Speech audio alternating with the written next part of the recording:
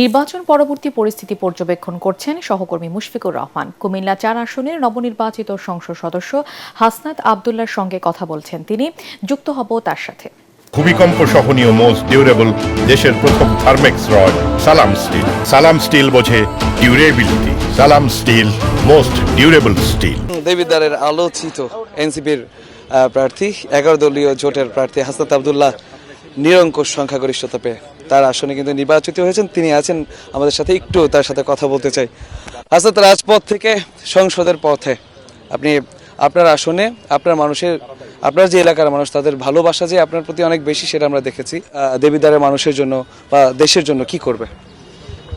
ইনসাফ প্রতিষ্ঠা করব এবং আমার শত্রুর সাথেও যেন বেআইনসাফি না হয়, ওই ধরনের সিস্টেম আমি যেন বাংলাদেশে তৈরি হয়, সেটি নিশ্চিত করার প্রচেষ্টা আমাদের অব্যাহত থাকবে।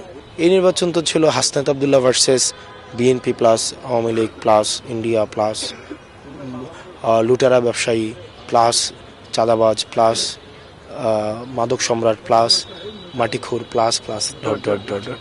তো আমি হাসনাত আবদুল্লাহ, আমার সাথে জনতা ছিল, দিন শেষে জনতার আস্থাই হচ্ছে এখানে বিজয়ী হয়েছে। ধন্যবাদ। যেমনটা হাসনাত আবদুল্লাহ বলছিলেন,